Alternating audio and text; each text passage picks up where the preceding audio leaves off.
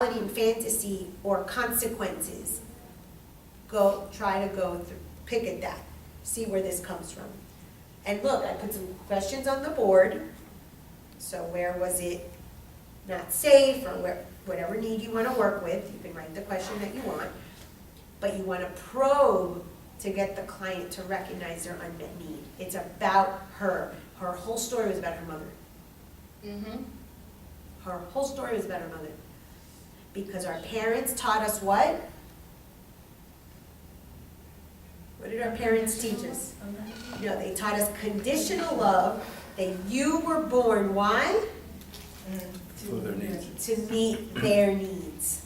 So by her eating the cookies, by her telling her sister, hey, watch it, by her watching The Grinch, by her this, by her that, she's saying, Mom, I got you. I got you, girl. We good. But what about her?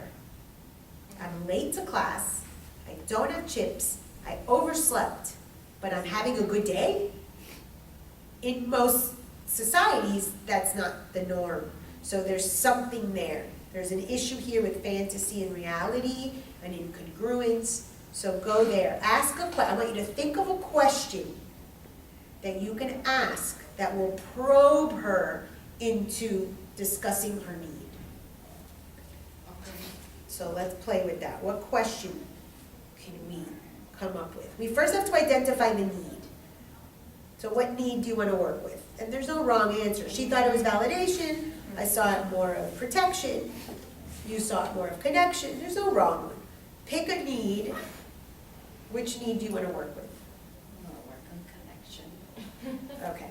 So what? I felt like you gonna say that. So what question could you ask about connection, maybe Christmas, connection, maybe mom, connection over sleeping? I don't know.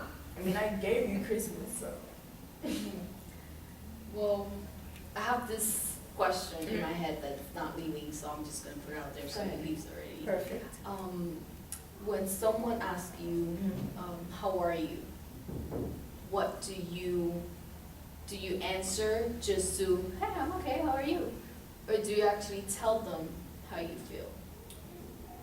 I would usually, because usually I don't have bad days, so I'll usually answer by saying, so far it's okay. If I say it's okay or good, only because, for example, let's say I woke up, like, the minor things is, coming to class later, but I don't consider it a bad day, for example, unless I caught a whole flat tire or something beyond happened. So if it's like minor setbacks, I would say it's going okay.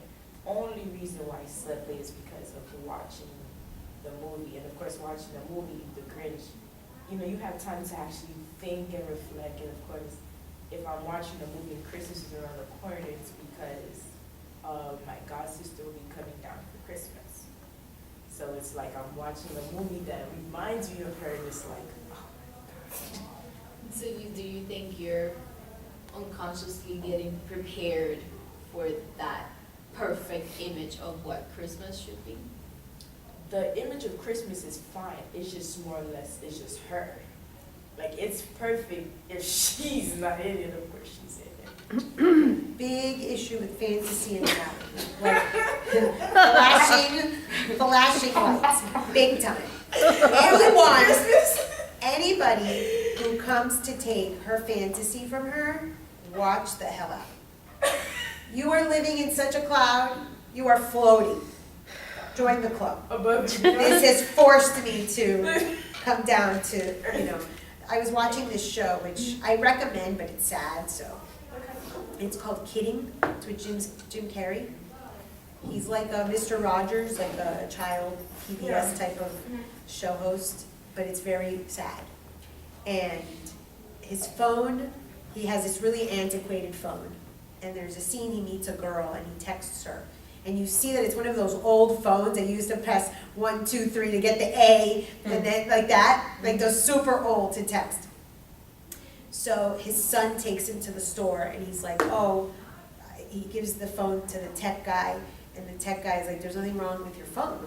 And the son, which is you in this scenario, says, Dad, I know what's wrong. There's nothing wrong with your phone, it's her phone that is broken. I am gonna tell you what you need to hear to make you feel okay, so we can live in your fantasy. The issue is not your god sister. The issue is you, in the sense that there's an aspect of you that doesn't want to relinquish, well, join the club, Yeah. that child, that perfection, that fantasy. Those people are often the ones who had these idyllic childhoods that when we start pulling away the veils, start to realize some really weird shit. Because the only thing is, like, I wouldn't say, like, before my god sister came around, like, my mother didn't go above and beyond. Like, of course, she did do the decorations every year, but more or less the sense is, ever since, you know, her parents are deceased, it's like my mother felt like, now that she's living with us, she's going to give her that, she's gonna try her best to give her that Christmas that, I'm guessing she never had. Like, I guess her parents did Christmas okay. Like, my mother did it okay, but I guess since she was not, my mother felt like she had it above and beyond, trying to impress her, and her reaction is, oh, why are you doing all of this? Not necessarily assuming my mother's doing the extra stuff to make you feel comfortable. So I guess with her acting negative as the Grinch, it will bother me in a sense. Because Christmas was already fine. And I mentioned to her, it would be perfect without her, because before her, she was around. Like, my mother just did the cliche stuff, like, of course, wrapping the gifts, getting the decorations and stuff, and the eggnog, of course, for my dad. But ever since she came, my mother felt like she had to double it up to keep her happy. And more or less, in her sense, trying to please her, she would give you the Grinch feeling. And someone who likes Christmas is like, you're acting like the Grinch. Is like, why? Okay, could you put yourself in that person's shoes? In her shoes. Has she lost her, was it her parents? Yeah. Has she lost her parents, and maybe it's difficult for her to Christmas is celebrate? a family And occasion, maybe, and you right? said it, Christmas is about having a spouse, a family. You kids. specifically stated that that was one of the conditions in order to have a Make good a Christmas. perfect Christmas. And I agree. You're just talking about me like mirror, mirror on the wall. And I'm struggling with Christmas now. I feel like the Grinch for myself because my marriage breaking up. That was one of the big things about my marriage was the holidays. So I get it. But what threatens you about not having the idealistic Christmas? What threatens you, or what is a fear that you might have about not having a connection around Christmas time? Do you hear how I took the need and I let the client own it? You have to let them own it, okay? She has to come up with the answer to that. I made a hypothesis, that's it. And we know it's a 0 to 7 because it's about when the god sister came.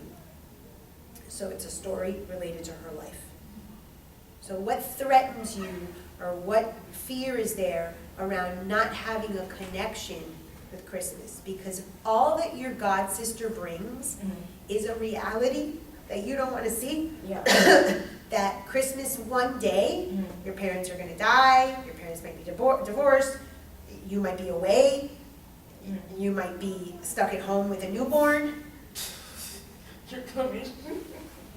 You don't know. You don't know what if you're living in Arkansas? I mean, you don't know what your life brings, but you are afraid of something. There is some fear that Christmas will fail to be Christmas, and you will become the Grinch. Since you mentioned the fear part, because throughout the whole story, I would mention my mom. For example, if my mother wasn't in the picture, I wouldn't see Christmas going how it is. So if she isn't there or in the picture, let's say, for example, years from now, that would draw like a complete opposite for Christmas. I would see Christmas going how it is, because I don't remember anyone doing it how she did. Okay. Who's her alliance with? The alliance is with the mom, meaning the dad is either outcast, and he kind of is just there. Give him his eggnog, he's happy. whatevs. So now talk to her about her being born to meet her mother's needs and find out what that need is. What need is Stacy needing for her mother? How was your mom when she had Our experience, her birthing me was not more or less how like in most cases, for example, mom gives birth, and then of course her newborn has the moment of crying, and then she's hugging me and doing all of that comforting stuff. I didn't have that with her, only because her labor with me was like those one traumatic one. So basically, when she gave birth to me, she went straight into a coma. So for a while, I didn't have that connection with her. Of course, as I got older, she's there, she's present, and of course, she always did tell me, of course, her birth with me was something very traumatic because more or less it was in the sense of one of us would be here and the other wouldn't be. So in her case, I would be here and she wouldn't be here. How long were you two apart? As far as for birth, around 2 months. 2 months. Yeah. This is huge, people.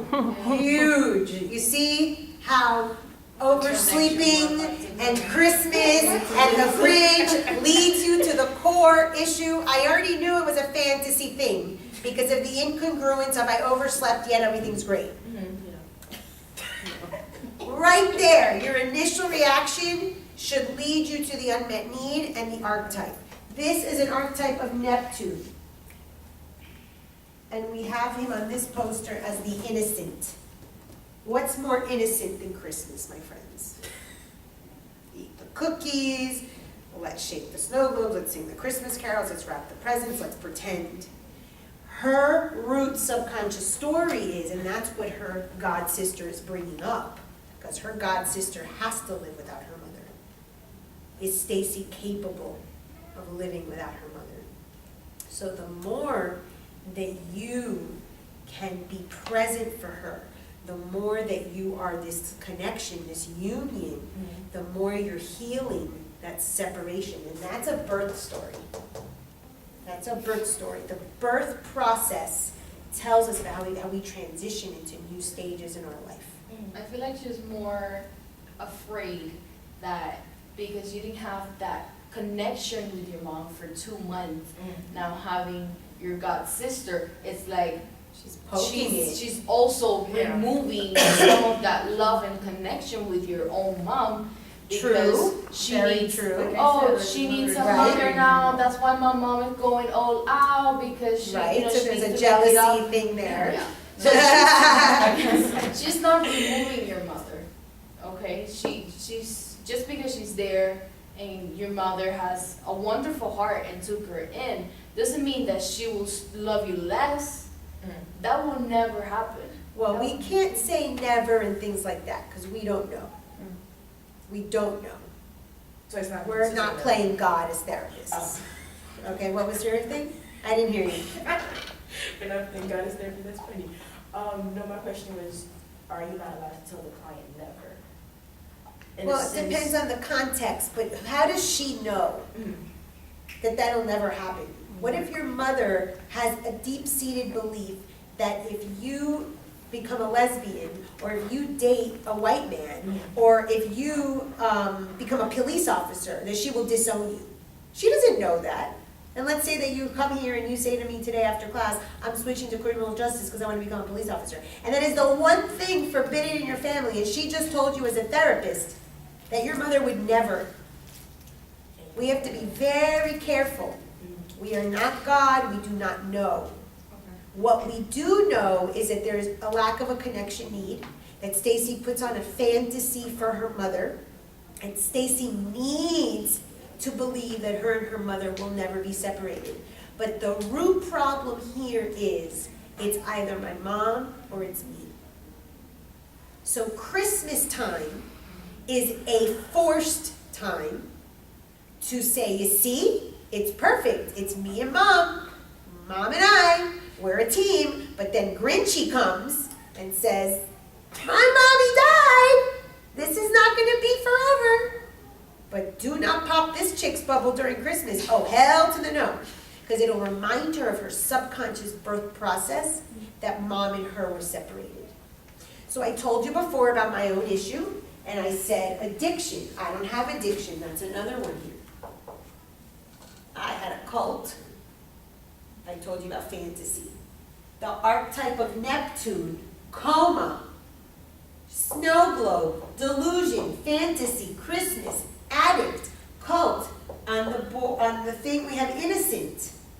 Do you see the theme? Can you feel the archetype of Neptune through all of these examples? What do they all have in common?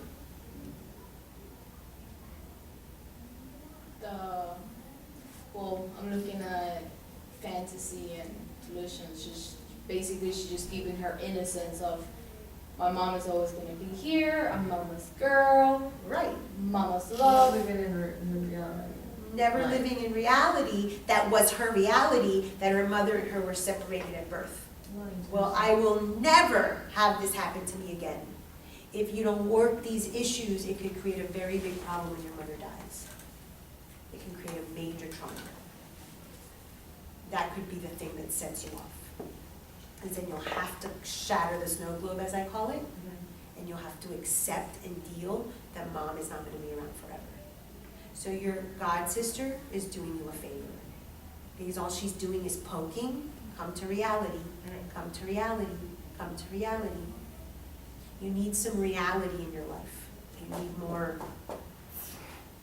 And one of the things that happened in this show, sorry to cut you off. No, is it's that less Jim Netflix. Carrey's- Yes, less Netflix, More shows, more more reality. doing homework. I'm gonna tell you what happened to me, the show that helped me bring myself to reality, but just to finish the story with Kitty. So, the ex-wife, or the wife in the show, says, join us. If a woman doesn't call you back or text you back, it's because she doesn't like you. Join us where we live, reality. And that impacted me so much, because I have the same archetype, that I put it on my board. I have a whiteboard in my house, and when I have thoughts or whatever, I put them all over my thing. What sign are you? Aquarius. Okay. So Aquarius is the next sign is Pisces, and this is very Piscean. But I wouldn't doubt that you had some, your mom? Of course she is. So there has to be a strong Pisces influence, because this archetype is Pisces. That's what's gonna help with the astrology, that you're gonna just know the archetypes. You can learn them this way, you can learn them with the words on the board, or you can just learn them astrologically. It doesn't matter, it's the same thing. And so there has to be a strong Pisces archetype there. And Neptune is the planet that rules Pisces, that's why I say that, because Pisces rules fantasy. So there's a show on, I think Netflix, called Shameless. Okay, have you seen that show? You love that show? The Okay. cover makes Well, you I love that show now, but a few years ago, oh hell to the no, I watched that show, and I walked into the living room, my ex-husband was watching it, and I was like, take that off now. All I knew, that it was these poor people, and that the dad was drunk, and it was like shit life. And Miss Fantasy over here, Miss Christmas Carol, was, funny enough, that's my middle name, Carol. Miss Christmas Carol was not gonna be watching anything sad. Just because we don't watch sad shit doesn't mean it ain't true. Just look around. Yeah. But I couldn't, I was in the same boat. And fantasy was shattered, destroyed. My cancer, my custody, my husband walking out. In my case, it wasn't my mother dying, but I don't have that story of you and your mom. But there's gonna be something that shatters you to your knees and forces you to face reality if you don't start shattering that snow globe yourself. Start watching Shameless. That show forced me into reality. It forced me, what I say, to connect with my lower nature. Get out of the clouds and come to reality. People live like that. Day in and day out, and those are the struggles of freaking reality. And you need some reality in your life. And she have you really close to home. Have you ever? Just- Oh, I'm sorry. Go ahead. Go ahead. No, finish. I was just gonna say, be be aware that your god sister might not want, it's not like she's trying to destroy Christmas for you, it's that maybe that's the thing that she can't get over. The fact that another year has come, another Christmas without her parents, that, you know, you have your parents and she doesn't. So maybe she just doesn't hate Christmas, she just hates the fact that It's a reminder. it's a reminder every year. And the Grinch, what happens at the end of the movie with the Grinch? Oh yeah, he ended up singing the song and accepting Christmas. My only thing is with her is more or less, because of course, I was at a younger age. So, like, as fantasy plays, since I was still younger, you shouldn't have to ruin that childhood for me. Because I was really young as she already started playing the Grinch role. To the point, like, I would, like, the way she did it, it reminded me of the Grinch. And it's like, if you're that young and you could already detect, in reality, this person's playing the Grinch, it's like, okay, as you get older, it becomes more than the Grinch thing, it becomes the essence of her trying to get me to reality.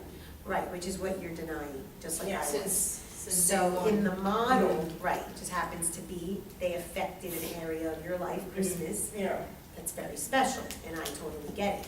I normally put up my tree November 1st. On November 1st, I had a horrible day. I talked to Mr. Pachi, like, this is just a horrible day. I don't have a tree, I don't have a family, my kids are away, my husband walked out, I don't even know where I'm gonna be living. Like, what started out for me a season of such joy, fantasy, all of that. Same thing, the cookies, the mistletoe, I mean, you name it. But my lesson was reality.